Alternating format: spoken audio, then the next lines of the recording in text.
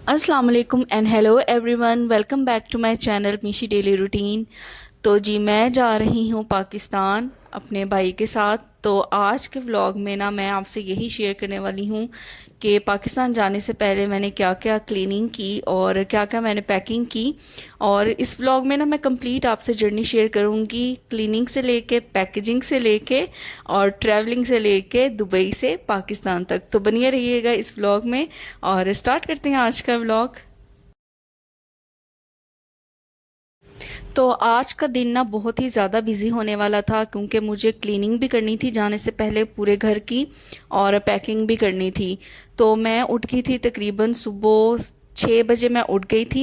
और उठते ही जो रात को मैंने बर्तन धो के रखे थे सबसे पहले मैंने वो समेटने शुरू किए, उनको ड्राई किया और अपने अपने जो कैबिन्स हैं उनके उसमें मैंने उनको ना प्लेस कर दिया, ताकि सुबह अर्ली मॉर्निंग उठने का यही फ़ायदा होता है कि आपके जो काम हैं वो जल्दी जल्दी कंप्लीट होते जाते हैं। और आज का दिन तो वैसे भी बहुत ज़्यादा बिजी था, टफ होने वाला था, इसलिए मैं सुबह अर्ली मॉर्निंग ही उठ गई थी ताकि मेरे काम जो है वो टाइम से कंप्लीट हो जाएं। कपड़े भी मैंने ना एक दिन पहले ही वॉश कर दिए थे क्योंकि जो बकेट थी ना कपड़ों वाली वो ऑलरेडी बहुत ज़्यादा ना फुल हो चुकी थी। तो मैंने कहा जाने से पहले जो ये बकेट वाले कपड़े हैं ना इनको मैं अच्छी तरह से वॉश कर जाती हूँ। तो बाकी जो भी लेफ्ट ओवर होंगे तो वो पीछे से हस्बैंड ना खुद ही उनको वॉश कर देंगे। तो ये एक दिन पहले मैंने वॉश कर दिए थे, ड्राई हो चुके थे। तो बर्तन समेटने के बाद ना मैं इनको तय कर दूंगी ताकि इनका काम भी अच्छी तरह से फिनिश हो जाए।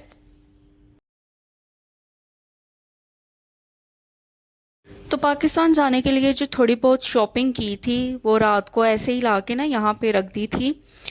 तो इनको मैं अभी ना कबर्ड में ही रख दूंगी ताकि एक दफ़ा पूरे घर की क्लीनिंग कर लूँ ना, तो फिर जब पैकेज करने लगेंगे ना तो डायरेक्ट इनको कबर्ड से निकाल के ही बैग में रख देंगे। तो अभी फ़िलहाल ना इनको मैं कबर्ड में रख दूंगी ताकि क्लीनिंग हो जाए एक दफ़ा पूरे घर की। फिर जब पैकेजिंग का टाइम आएगा तो डायरेक्ट इनको कबर्ड से निकाल के तो बैग्स में रख देंगे, तो ईजी हो जाएगा इस तरह। भाई तो सुबह 5 बजे ही चला जाता है जॉब पे, उसकी बस आ जाती है 5 बजे। तो हॉल में वो सोता है, तो सबसे पहले इसीलिए हॉल फ्री था तो मैंने कहा चलो इसकी क्लीनिंग कर लेती हूँ। क्योंकि हस्बैंड ने अभी जाना था 8 बजे और वो सोए हुए थे तो रूम अभी फ्री नहीं था। तो मैंने कहा चलो जो जो जगह फ्री है ना उसको तो मैं क्लीन करूँ, क्योंकि फिर अभी मेरे दिमाग में बहुत सी चीज़ें चल रही थी, अभी ये करना है अभी वो करना है अभी पैकेजिंग भी करनी है। और बोर्डिंग भी हम लोगों का ना प्लान यही था कि पहले करा लें ताकि एयरपोर्ट पे ना फिर इतना मसला ना हो, तो टाइम सेव रहेगा ना इस तरह। तो बस दौड़ें लगी हुई थी मेरी। तो फटाफट से मैं ना हॉल को क्लीन कर लूँगी और फिर इसके बाद मैं चली जाऊँगी किचन को क्लीन करने। एक दिन पहले मैं हस्बैंड से भी यही कह रही थी कि चलो पाकिस्तान जाते जाते एक दफ़ा तो मैं आपको पूरा घर नीट एंड क्लीन करके दे जाऊंगी, बाद में तो फिर आपने खुद ही करना है। तो मैं भी यही सोच रही थी कि चलो कोई पीछे से हस्बैंड के कोई फ्रेंड या गेस्ट भी आ जाते हैं तो एटलीस्ट जब मैं पाकिस्तान जाऊं तो मैं क्लीन होम छोड़ के जाऊं, उसके बाद जो भी ये गंद वगैरह बखेरेंगे वो तो इनको फिर खुद ही क्लीन करना पड़ेगा। तो बस हॉल की भी मैंने सफाई कर ली थी, सारा जो रूम था वो मैंने लगा दिया था वहाँ पे। तो उसके बाद मैं आ गई थी किचन में, और किचन की भी अच्छी तरह से मैं सफाई कर लूँगी। और कभी कभी एडिटिंग करते हुए जब स्पीड तेज़ की जाती है वीडियो की तो इंसान सोचता है, और अक्सर मैं सोचती हूँ कि काश रियल लाइफ में भी इंसान इतनी तेज़ी से काम कर सकता तो फिर तो क्या ही मौज थी ना। तो बस ये देखें जितनी स्पीडें आपको वीडियो में नज़र आ रही हैं इतनी स्पीड होती नहीं है, क्योंकि ज़ाहिर है फॉरवर्ड किया होता है। तो अगर एक्चुअल लाइफ में भी इतनी स्पीड हो तो क्या ही मज़ा हो। वॉशरूम्स कुछ दिन पहले ना मैंने दोनों कम्प्लीटली थॉरली वॉश किए थे सारा। तो इसलिए इसको तो इतना मैस नहीं था कि जो मुझे बहुत ज़्यादा इसकी डीप क्लीनिंग करनी पड़ती। सिर्फ जो फ्लश थे ना उनको मैं हार्पिक डाल के तो एक दफ़ा इनको क्लीन कर जाऊंगी, बाकी तो ज़रूरत नहीं थी कि बिल्कुल अभी नीट एंड क्लीन ही था, क्योंकि 2-3 दिन ही हुए थे कि मैंने थॉरो क्लीनिंग की थी ना दोनों वॉशरूम्स की, इसलिए जस्ट दोनों वॉशरूम्स की ना मैं टॉयलेट ही साफ़ करूँगी। जी वॉशरूम ना मैंने क्लीन कर लिए थे और हस्बैंड भी तैयार होके चले गए थे ऑफिस। और फिर मैं रूम में आ गई थी रूम की क्लीनिंग वगैरह करने। तो ये जो बेडशीट आपको नज़र आ रही है ना इसके साथ ना मैचिंग पिलोज़ नहीं है। तो जब भी मैं ये बेडशीट बिछाती हूँ ना, तो जो दूसरी कोई बेडशीट होती है ना, तो फिर उसके पिलो कवर मैं यूज़ कर लेती हूँ। तो ये भी मैंने जस्ट ना 2 दिन पहले ही चेंज की थी, इसीलिए ताकि मुझे उस दिन ना चेंज करनी पड़े जिस दिन हम लोगों ने जाना है। तो 2-3 दिन पहले ही मैंने चेंज की थी, इसलिए इसको भी चेंज करने की ज़रूरत नहीं है। बस इसको सेट कर दूंगी, मैं अच्छी तरह से बेड बना लूँगी। और इस दफ़ा मैं सोच रही हूँ कि पाकिस्तान से ना मैं मोनोक्रोमेटिक कलर्स की जो बेडशीट्स होती हैं ना, जो सॉलिड कलर होते हैं, जैसे ब्राउन है तो कंप्लीट ब्राउन कलर की ही होगी, येलो है तो कंप्लीट येलो कलर की होगी। तो इस दफ़ा मेरा दिल चाह रहा है कि मैं ना मोनोक्रोमेटिक या सॉलिड कलर्स की ना बेडशीट्स लेके आऊँ। उनसे भी ना रूम की लुक बहुत ही ज़्यादा चेंज हो जाती है और बहुत ही ज़बरदस्त लुक आती है। तो प्लान तो मेरा यही है कि ऊपर ये जो हम हाफ भी लेते हैं ना, इसका भी मैं बेडशीट से ना मैचिंग ही कवर्स लेके आऊँ पाकिस्तान से ही। तो इंशाल्लाह ज़रूर मैं पाकिस्तान से लेके आऊँगी बेडशीट्स भी, और ये जो लिहाफ हैं इनके कवर्स भी। तो बस देखें जी, फटाफट से बेड बन गया है।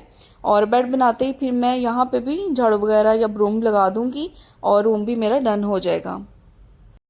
तो कंप्लीट घर की क्लीनिंग करके मैं हो गई थी फ्री, और अब मैं वो स्टफ़ सारा निकाल दूंगी जो मुझे साथ लेके जाना है पाकिस्तान। तो मैंने स्टार्ट किया है कबर्ड से। और प्लान मेरा यही है कि मैं सीक्वेंस वाइज चलूँ, क्योंकि जब आप बिल्कुल हड़बड़ी में होते हो ना, फिर आपको समझ नहीं आती कि ये चीज़ रखी है या वो चीज़ रखी है, ये लेके जाने वाली है या नहीं लेके जाने वाली। तो मेरा यही प्लान था कि पहले मैं रूम को कवर कर लूँ, रूम में जो जो चीज़ें मुझे चाहिए पहले मैं वो देख लूँगी, फिर इसी तरह किचन में देख लूँगी, वॉशरूम्स में देख लूँगी, या बाकी घर में जो दूसरी कबर्ड्स हैं उनमें देख लूँगी। तो एक एक करके मैं कबर्ड का ना पहला मैंने ये निकाला है। तो इसके अंदर मेरे कपड़े पड़े हुए थे। तो ज़ाहिर है अभी पाकिस्तान में भी शदीद गर्मी है, वैसे मैं ज़्यादातर विंटर्स में जाती हूँ पाकिस्तान, तो मुझे यहाँ से गर्मियों वाले कपड़े लेके जाने की ना ज़रूरत नहीं पड़ती। लेकिन अभी मैं जा रही हूँ अगस्त में, तो ज़ाहिर है पाकिस्तान में भी बहुत शदीद गर्मी होगी, तो मुझे इस दफ़ा फिर गर्मियों के कपड़े भी साथ लेके जाने पड़ेंगे। तो सबसे पहले तो मैं अपने कपड़े सारे सॉर्ट आउट कर लूँगी जो जो मुझे साथ लेके जाने हैं, क्योंकि हस्बैंड भी कह के गए थे कि मेरे पीछे से सारी चीज़ें निकाल के रख देना, फिर जब मैं आऊँगा तो फिर देख लेंगे बैग्स में उनको किस तरह से सेट करना है। तो मेरी भी यही कोशिश थी कि उनके आने से पहले मैं कम्प्लीटली ना अपने जो भी सामान लेके जाना है वो मैं रख लूँ। तो भाई भी आज जल्दी आ जाएगा जॉब से, और फिर आके वो भी अपना सारा स्टफ़ निकाल देगा, और फिर जब हस्बैंड आएंगे ना, तो फिर हम इजीली उनके साथ मिलके पैकिंग करा देंगे। और कपड़े निकालते निकालते मेरे दिमाग में यही सोच चल रही थी कि इस दफ़ा लगता है बैग्स में ना सिर्फ मेरे कपड़े ही जाएंगे, लेकिन अल्हम्दुलिल्लाह इतनी स्पेस इन्होंने कंज्यूम नहीं थी की। तो बस अब जो बेसिक मेडिसिन्स होती हैं ना वो मैं ज़्यादा ज़रूर लेके जाती हूँ। जैसे ये कुछ लोजेंजेस होती हैं जो चूसने वाली गोलियां जिन्हें आप कहते हैं आम जुबान में, जैसे स्ट्रेप्सिल्स हैं या हनी वगैरह की हैं, तो ये मैं ज़रूर लेके जाती हूँ। और साथ में पेन किलर कोई ना कोई ज़रूर ले लेती हूँ, जैसे पैनाडोल है या पॉन्स्टोन है, क्योंकि मुझे सफ़र के दौरान ना बहुत ज़्यादा ना सर में दर्द ज़रूर होता है। तो इसलिए ये दो बेसिक चीज़ें तो मैं ज़रूर ही रखती हूँ।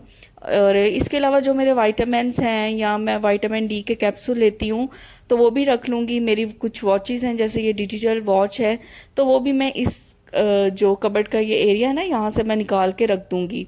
तो बिल्कुल सीक्वेंस वाइज ही मैं सॉर्ट आउट कर रही थी कबर्ड्स भी, ताकि हैसल फ्री पैकिंग हो। तो ये देखें, ये क्लियर सा बैग है, पाउच बना हुआ है, तो इसके अंदर ना मैं अपनी मेडिसिन वगैरह रख लूँगी, और हैंड कैरी में इसे रखूँगी ताकि इजीली जब भी ज़रूरत पड़े तो मैं इसको निकाल सकूँ। तो ये फ़ाइल है जी, इसमें मेरी डिग्रीज़ हैं, डॉक्यूमेंट्स हैं। तो जब भी मैं पाकिस्तान ट्रैवल करती हूँ ना, तो मैं इनको साथ ज़रूर लेके जाती हूँ। कुछ मुझे अपनी डिग्री का काम भी करवाना था, तो इसलिए ये तो मेरे साथ लाजमी ही जाने थे। और बेसिक पर्पज़ भी मेरा इस दफ़ा पाकिस्तान जाने का ना कुछ डिग्री के काम से ही रिलेटेड था। तो अब आ जाता है जी मेकअप का सेक्शन। तो इस दफ़ा मैं लेके जा रही हूँ, ये मेरा मेकअप का छोटा सा बॉक्स है। तो ब्रशेस वगैरह सारे रख लूँगी, जो लिपस्टिक्स हैं वो रख लूँगी, नेल पॉलिशेस, क्योंकि ज़ाहिर है पाकिस्तान में मैं कुछ मंथ्स रहूँगी, तो कोई ना कोई फंक्शन आ ही जाता है। तो आपका अपना मेकअप आपके पास होना, तो फिर आप हैसल फ्री हो के और इजी हो के आप मेकअप कर लेते हो, बजाय ये कि आप ये पूछो आपके पास ये है आपके पास वो है। तो आपको पता हो कि आपके पास अपना मेकअप अवेलेबल है ना, तो फिर आप इजी हो जाता है आपके लिए। क्योंकि कोई भी फंक्शन आ जाता है पाकिस्तान में, दुबई में तो खैर इस तरह के कोई फंक्शन आते ही नहीं जो फैमिलीज़ के होते हैं, जैसे शादियाँ। तो पाकिस्तान में सर्टेनिटी होती है इन चीज़ों की, इसलिए मैं मेकअप वगैरह की जो सामान है वो अपना इस दफ़ा ज़रूर लेके जाती हूँ। और ये है जी मेरा छोटा सा ज्वेलरी बॉक्स। मेरी ज़्यादातर ज्वेलरी इसी बॉक्स में होती है, तो ये मैं बॉक्स ऐसे ही ले जाऊंगी बंद। और स्कार्फ्स वगैरह देख लूँगी कि कौन कौन से स्कार्फ्स मुझे साथ लेके जाने हैं। तो रूम से जो भी मुझे चाहिए था वो मैंने निकाल लिया था। फिर मैं बाहर आ गई थी, और बाहर भी जो मेरी कबर्ड पड़ी हुई है ना, इसके अंदर मेरे बैग्स हैं और मेरे जूते हैं। तो मैं देख लूँगी कौन कौन से बैग्स मुझे लेके जाने हैं। तो ये छोटा जो मेरा पाउच पर्स है ना, इसके अंदर मेरे सारे कार्ड्स हैं, जो यहाँ के भी आईडी कार्ड है, पाकिस्तान का भी आईडी कार्ड है, वैक्सीनेशन कार्ड, ये सारे कार्ड्स ना इसी में पड़े हुए हैं। तो इसको मैं हैंड में ही रखूँगी ट्रैवल करते हुए ना, कि ताकि कोई भी एयरपोर्ट पे ज़रूरत पड़े तो आसानी मैं यहाँ से निकाल सकूँ। तो बहुत ज़्यादा बैग्स नहीं लेके जाऊँगी, जस्ट 2 to 3 लेके जाऊँगी, क्योंकि पाकिस्तान में भी ऑलरेडी पड़े हुए हैं मेरे बैग्स। इसलिए जो कैजुअल से होते हैं ना, बस वही मैं लूँगी। तो बस अब सॉर्ट आउट कर लेते हैं यहाँ पे जूते। तो जो जो जूते मुझे रिक्वायर होंगे वो यहाँ से मैं निकाल लूँगी। अच्छा, इसके बाद हम लोग ना चले गए थे बोर्डिंग कराने, और बोर्डिंग करा के हम वापस आ गए थे। और ये बहुत ना इजी हो जाता है, आप पहले ही बोर्डिंग करा लो ना, फिर आपको इतना ज़्यादा सामान लेके एयरपोर्ट पे नहीं जाना पड़ता, बस आपके पास हैंड कैरी होता है ना। अच्छा जी, तो मैं शॉवर लेके फ़्रेश हो गई थी, और बस भूख भी बहुत ज़्यादा ना शदीद लगी हुई थी, और हस्बैंड भी आ गए थे। तो प्लान यही बना के एयरपोर्ट जाने से पहले चले जाते हैं सिटी सेंटर शारजा, और वहाँ से हम खा लेंगे अलबैक। क्योंकि सुबह से ना यही प्लान था कि मैंने आज कुकिंग नहीं करनी, क्योंकि मुझे आज क्लीनिंग करनी थी, पैकिंग करनी थी, इसलिए मैंने ना कुकिंग का कोई भी सिलसिला नहीं छेड़ा घर में। तो यही प्लान था कि एयरपोर्ट जाने से पहले पैकिंग वगैरह करके, बोर्डिंग वगैरह करवा के, तो हम लोग चले जाएंगे शारजा सिटी सेंटर, और वहाँ से अलबैक ही खा लेंगे।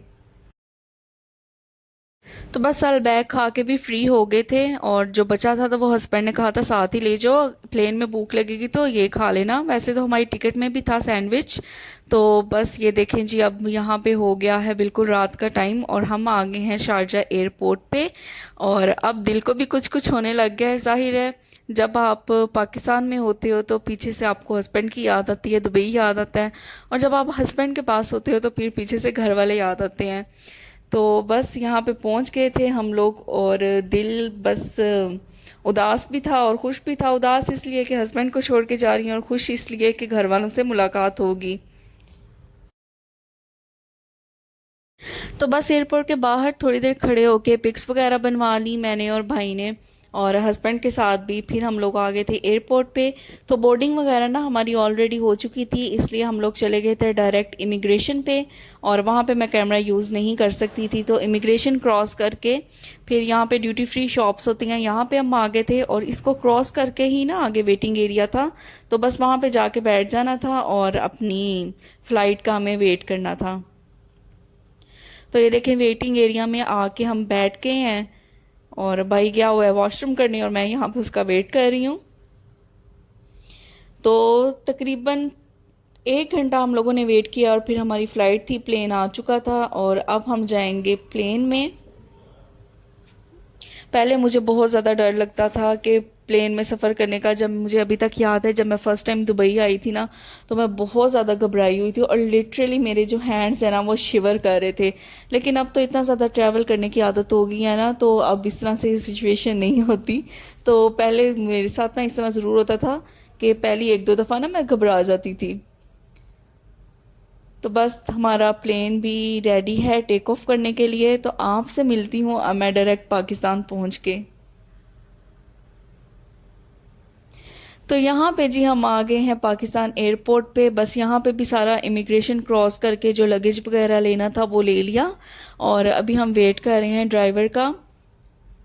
तो एक्चुअली ड्राइवर ने ना गाड़ी दूसरी साइड पे पार्क कर दी थी, तो फिर थोड़ी देर हमें ना यहाँ पे एयरपोर्ट के बाहर ही खड़ा होना पड़ा। और खड़े होते ही मुझे अंदाज़ा हो गया था कि किस कदर गर्मी होने वाली है पाकिस्तान में। तो बस ये जी हमारा घर की तरफ सफ़र जारी हो गया है, शुरू हो गया है। तो थोड़ी देर में हम पहुंच जाएंगे घर। मुझे जाना है गुजरांवाला, और मैं आई हूँ सियालकोट एयरपोर्ट पे ना। तो घर पहुंचते पहुंचते ये देखे फजर का टाइम हो गया है। हल्का हल्का ना रोशनी बादल की ये देखे नज़र आ रही है। तो घर वालों को भी हम सरप्राइज़ दे रहे हैं। उनको बिल्कुल नहीं पता था कि हम लोग आ रहे हैं। तो बस जब उनको बेल दी तो वो खुद भी हैरान रह गए कि ये क्या है।